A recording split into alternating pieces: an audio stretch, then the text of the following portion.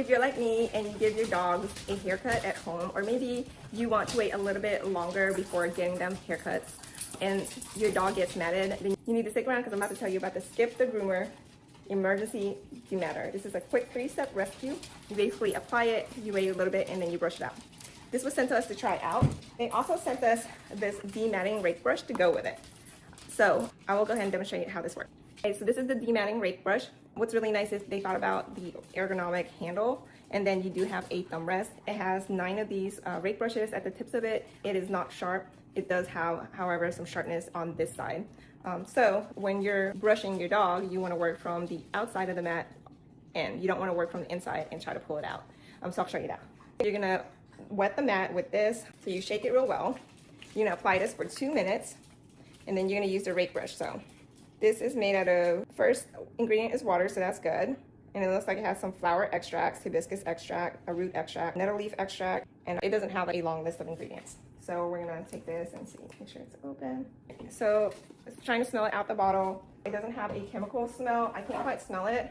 So it doesn't have a rosy smell or anything like that. It does have more of a clean smell. So I'm gonna basically even take this. She doesn't have any mats right now. Let me check, because she usually will get on the sides.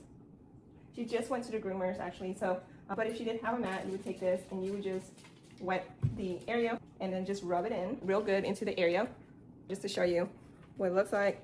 It's kind of watery based, but it's not too watery. So you're just working that in, and you're doing enough just to really be able to work it into the mat.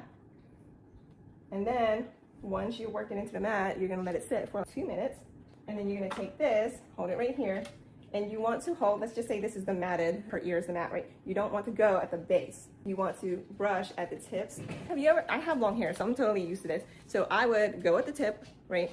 Not come up here.